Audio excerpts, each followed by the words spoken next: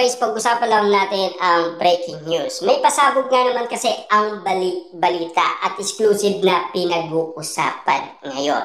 OMG!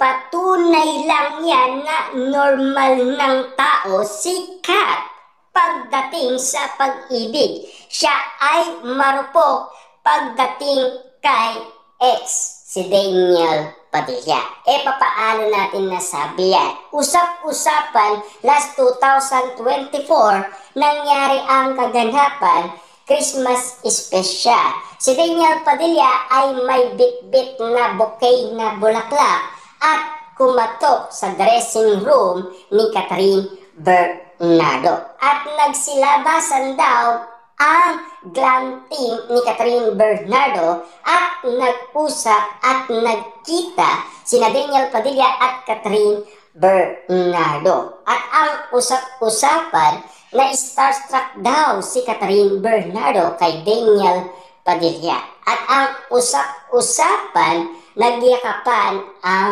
dalawa. At ang iba pa nga, ang sinasabi nila, inalikan daw ni Daniel Padilla sa noo si Catherine Bernardo. Pero ito ang tunay na kaganapan. Si Catherine Bernardo, kapag kapansin-pansin nakikita niya ng personal si Daniel Padilla, nagiging marupok talaga. Si Daniel Padilla talaga ang kainaan ni Catherine Bernardo. Kitang-kita niyo naman siguro yan. Noong nagkaroon ng movie, sina Catherine Bernardo at Alden Richards sa Hong Kong. Diba? 2 days pa lang na nagkaroon ng shooting si Catherine Bernardo. Gusto niya nang umuwi. At gusto niya talagang tawagan si Daniel Padilla. Siyempre, naawa nga naman kasi ang iba. Kaya pinapunta na si Daniel Padilla. Kaya nung pumunta si Daniel Padilla sa Hong Kong, agad niyakap ni Catherine Bernardo. Diba? Kita niyo naman. Kitang-kita niyo naman siguro ang katibayan na talagang mahina si Catherine Bernardo hanggat walang Daniel Padilla. Kaya kapansin-pansin na meron talagang kalungkutan sa lahat ng mga nakikita nila ngayon sa mga mata ni Catherine Bernardo, na meron pa siyang inahanap at pilit niyang inahanap. Kita niyo naman, no? Yung mga latest update ni Catherine Bernardo ngayon, tila meron pa rin siyang feelings or nararamdaman kay Daniel Padilla. Papaano nga naman kasi?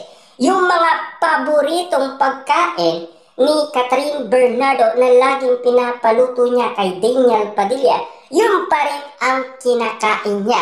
At yun pa rin ang pinapakita niya sa atin. Ang ibig sabihin niyan, meron pa rin siyang pagtingin kay Daniel Padilla. Hindi niya naman siguro yan i-update sa atin at hindi naman siguro niya i-upload sa kanyang Instagram account kung ayaw niyang ipakita kay Daniel Padilla lahat ng kaganapan na nangyayari sa buhay ni Catherine Bernardo.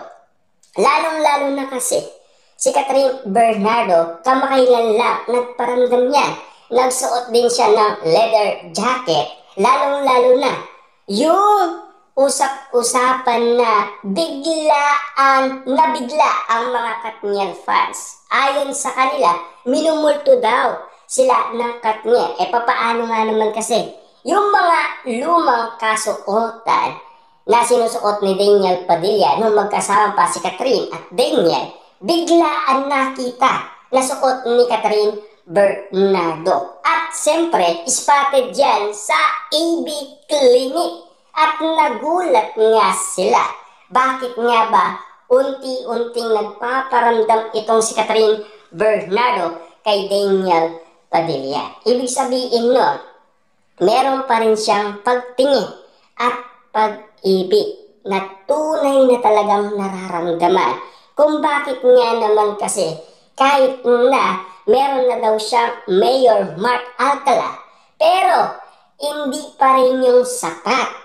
Ang inahanap niya yung totoong umibig sa kanya na almost 11 years silang nagkasintaan. Kaso nga lang, merong critic post ang kapatid ni Catherine Bernardo. Ayon sa kanya, nalalaman niya kung paano nagloko itong si Daniel Padilla. Diba?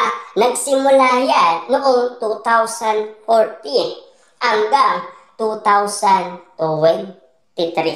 Lahat ng mga usap-usapan noon na panloloko umano ni Daniel Padilla ay yun din ang ipinawiwatig sa atin ni Catherine Bernardo. Ayon kasi sa kanya, sa post niya noong November 30, 2023, maraming beses niya nahuli si Daniel Padilla na may kasama daw na babae.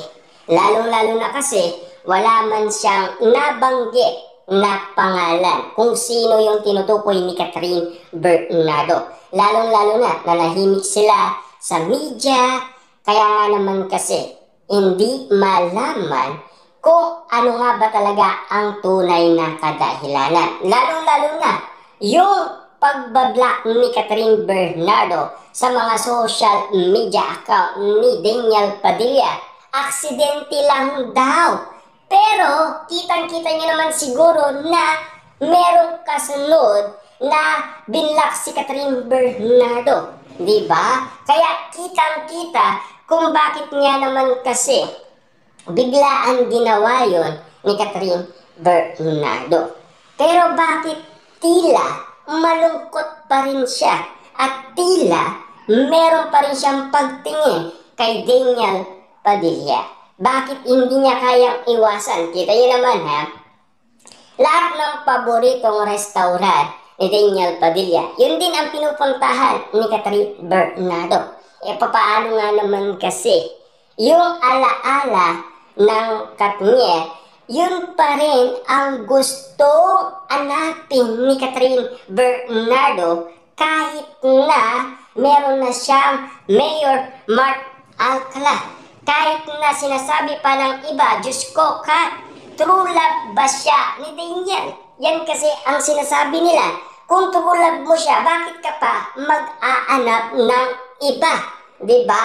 Kaya nga naman sinasabi ng iba, ang galing nilang magtago at mag-aliba.